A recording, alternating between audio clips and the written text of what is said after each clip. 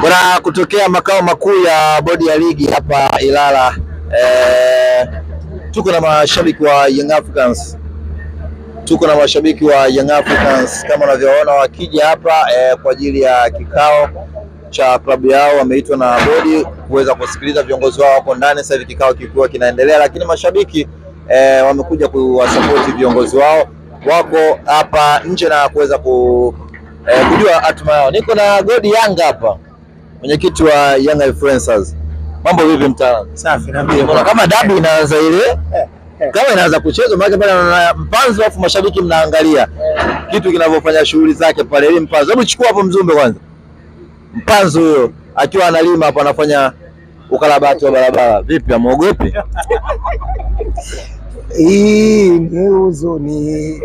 Hii ni huzuni. Yaani Mpanzu hapa kazi hapa, si tumekaa hapa. Mnamuangalia. Aliendelee hilo. Dakika chache zijazo utasikia limezima. Si tunazima ngoma tu. Hilo. Sasa hivi anaitwa fundi hapo wa magari, sio wa makatapila, ajalitengeneze. Sasa hivi utasikia tu. Sisi shughuli zetu kuharibu tu shughuli zetu. Ndio. Goli, niambie, mmekusanyika hapa mashabiki wa Young Africans kwa umoja wenu. Viongozi wenu wameingia hapa akiongozwa na makamu wa rais wa Young Africans Arafat Haji, CEO pamoja na msemaji, lakini na wajumbe wa bodi baadhi wakiwa wamefika. Lakini naona Young Africans imefika hapa na mpaka kidedea mmekuja nacho. Kitu gani ambacho kimewapelekea labda kufika hapa na kuweza kuja kwa support labda viongozi wenu? Sisi tumekuja kwa sababu ya viongozi wa Yanga. Viongozi wa Yanga wako hapa, wameitwa na sisi tumekuja kuwasindikiza viongozi wetu, tujue namna gani wanazungumza. Hicho kikao kimaliza watujibu hapa kabla mambo hayajawa mengi, kwa sababu sisi hatujagi hapa bodi ya ligi. Hakuna hata siku moja wamkuta mshabiki wa Yanga amekuja eneo la bodi ya ligi kaja kushangaa. Leo tumekuja kwa sababu ni viongozi wetu wamekuja na sisi tuko nao sambamba. Popote ambapo wao wanaenda kusimamia misimamo ya wananchi.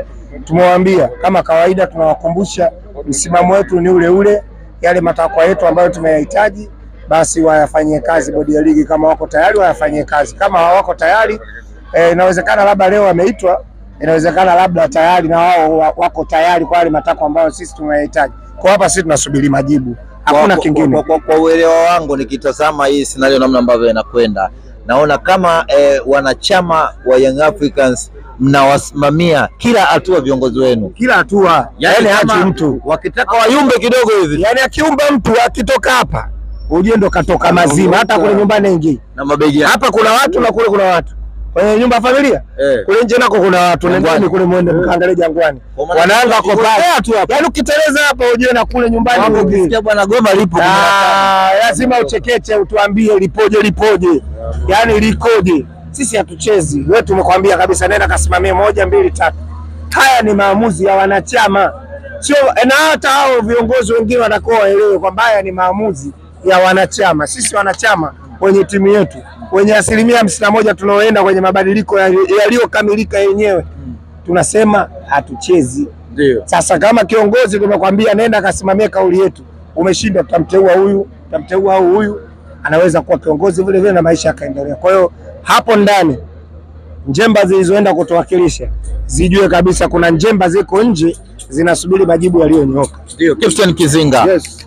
Leo ilikuwa ni siku ya kupanga ile kamati ya ulinzi na usalama, tunaweza kusema, manake mchezo mkubwa unapokuwepo kama dabi, wiki moja wanapanga hivyo, manake ambulance, polisi na logistic nyingine, marefa, ndio siku ilikuwa inapangwa leo. Lakini leo tunaona mmepewa wito wa kuja bodi ya ligi kwa maana viongozi wenu kuweza kusikiliza.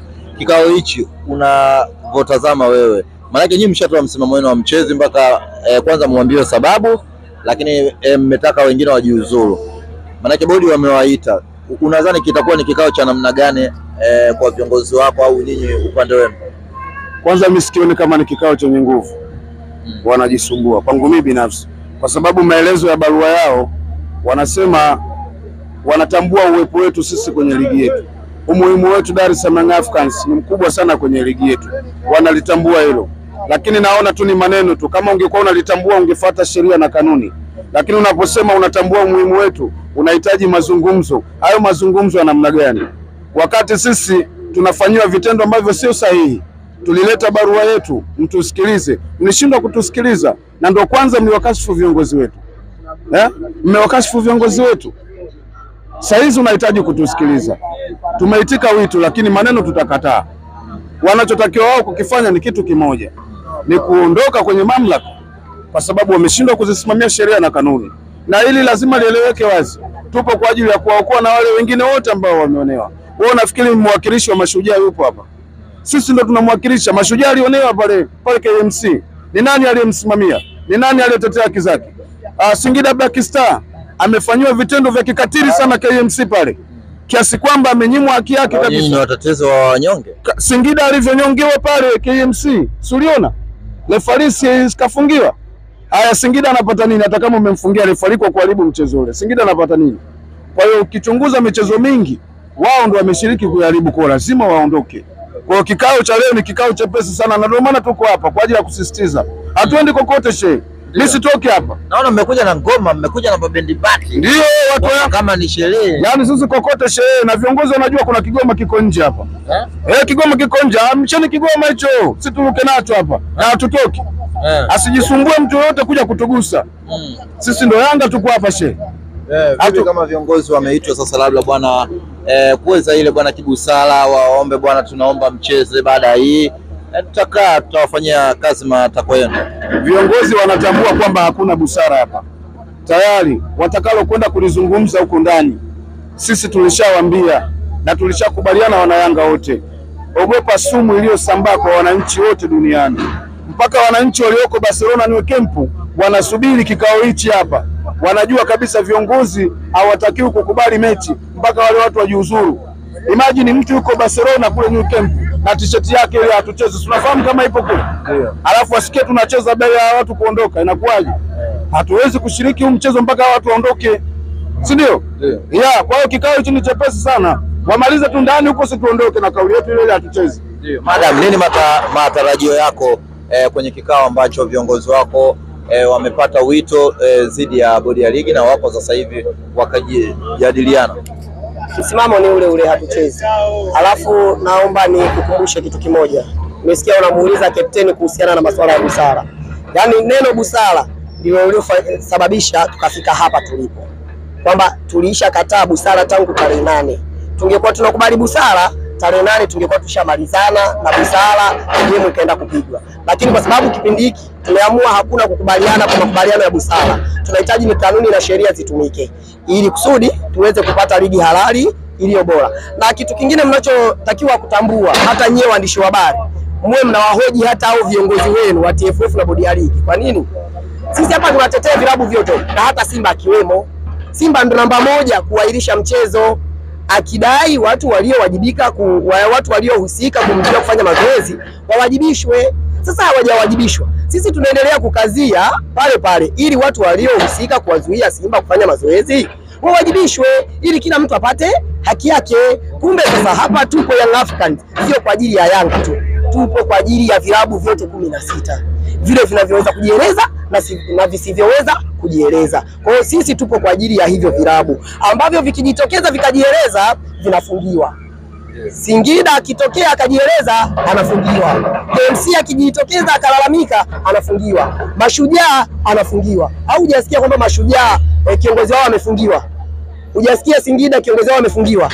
Kuna baadhi ya viongozi wengi ambao wamefungiwa kwa sababu tu wanakuwa wanaongea kitu ambacho kiko lili. Kwa hiyo mimi nadhani masuala ya busara tuliyakataa tangu tarehe 8, ndio maana leo tuko hapa. Hapa leo sisi hatupo kwa ajili ya kusikiliza busara. Hapa tuko kwa ajili ya kusikiliza kanuni na sheria. Wameshindwa kusimamia kanuni na sheria, sio lazima wao waendelee kuwepo madarakani.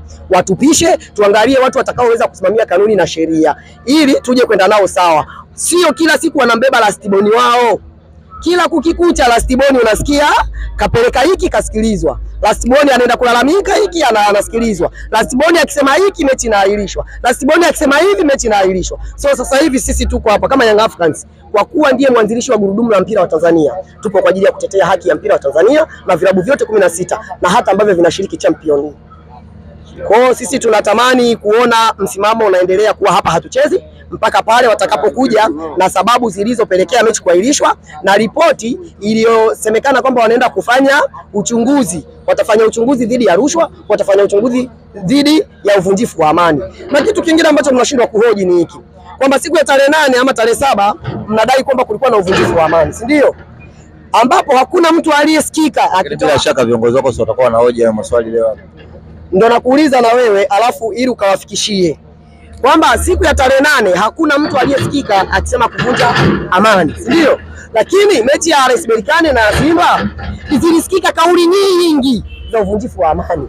Hata wanaenda mpaka kwenye mechi ya Singida, tuliona wachezaji wa Singida walipigwa, mashabiki wa Yanga walipigwa, baadhi ya mashabiki wengi walipigwa, si ndio?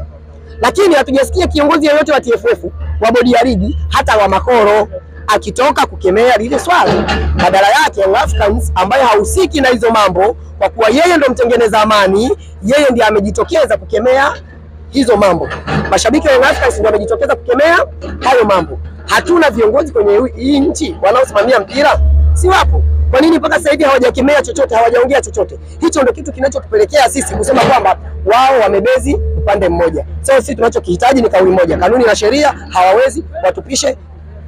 Mwisho tunamaliza hatuchezo. Tumalize na Nasoro. Nasoro, mlipewa mlipeleka kesi kasi, mkapewa maelekezo na kasi kwamba muende kwenye mamlaka ya mpira waweze kuwasikiliza kwa maana TFF, lakini hamkufanya hivyo, mkasema hamna imani nao. Bodi wanaosimamia mpira wamewaita leo, mna imani na bodi? Maanake mmeitikia wito. Kuitikia wito sio kama mtu unamkubali au una imani naye. Unaweza kuwa mtu hauna imani naye ila ukaenda kumsikiliza kitu gani anachokiongea. Si ushaelewa? Kwa sababu sisi tunaongea hivyo na Yanga Mkombozi, mwenyekiti wa bodi ya ligi hajulikani katika klabu gani. Kwa maana Steven Mguto.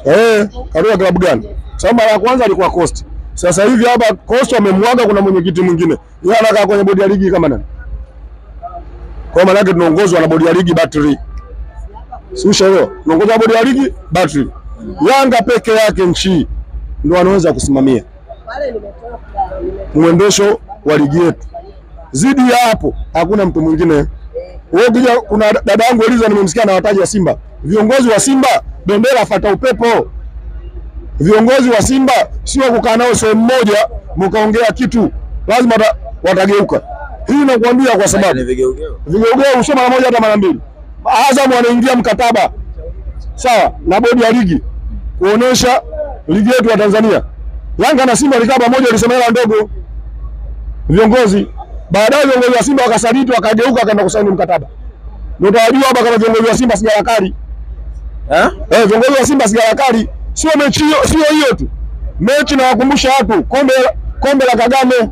Mechi imefika Simba na Yanga. Wakakaa viongozi wa Simba na Yanga kuongea kwa haya mapato, hizi hela tunaenda kupewa sisi ni ndogo. Kwa hiyo tusipeleke timu. Jioni Simba amepeleka timu. Yanga wakaja wakafungiwa. Si ushaelewa?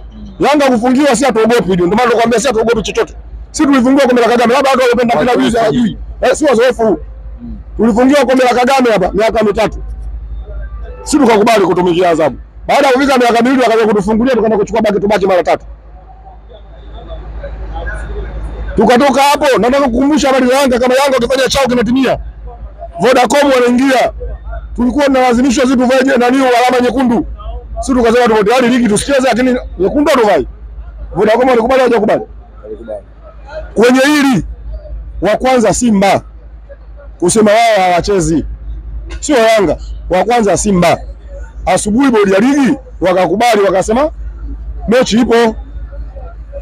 Susha leo saa 8 bodi ya ligi wanakuja na kwamba mechi hakuna. Na Simba alitoa tamko kwa yeye hawezi kucheza mpaka watu waliomzuia waajibishwe. Leo Simba, viongozi wa Simba wanakuambia wanacheza. Hao waliowazuia waajibishwe. Ndio hapo hao wameajibishwa. Ndio hapo unakuta kuwaona viongozi wa Simba sigara kali. Ndio hapo unaenda kuwaona viongozi wa Simba sigara kali. Timu dume nchi imezungumza, dabi hakuna. Sasa dede na kusikia unahoji watu wengi sana, unawaambiaje Yanga anaweza kwenda ukatwa point. Labda nikuulize Yanga jinsi gani anaenda ukatwa point. Mwenyeji nani? Waidabi. Young Africans. Yanga Afrika hajasema uwanja wa kuchezea dabi. Nyinyi point 3 mnaenda kuliana wapi? Mwenyeji si Yanga, tukiane shule kidogo hapo. Mwenyeji Yanga ndio inabidi achague uwanja. Swali magumu hayo. Si ushaelewa? Yanga ndio inabidi achague uwanja. Yanga katika kanuni yao ya mwaka Viingilio ndio mnapanga 24 25, kanuni yao 24 25 45. Kipengele cha 45, timu mwenyeji ndio atatafuta kampuni ya kukata tiketi. Mpaka leo kuna kampuni yote ambayo kata tiketi. Meneja uwanja juzi namsikia anasema mpaka jana. Sawa. Yanga hajaomba uwanja. Sasa mimi leo tujiulize, wanasema dabi ipo, wanaenda kugawa pointi 3. Wanaenda kupewa uwanja gani? sijui. Kwa hiyo utakuja kuona hapa kwa watu hawana akili ya kufikiria. Sisi tunakusikiliza Umeelewa? Hawana akili ya kufikiria. Sisi tunajumuika watu wa Yanga hivi. Tunajumuika viongozi, kuna wenye vitu wa matawi, sawa? Kuna wanachama wa Yanga Afrika. Kwa sababu viongozi wetu wanapoingia ndani wajue kabisa sisi tupo nje, msimamo wetu ule ule. Kama kuna kiongozi ndani kakubali dabi ichezwe pasipokuwa na malengo yetu tuliyoweka kufuata, basi inabidi tuachie hata klabuni asifike.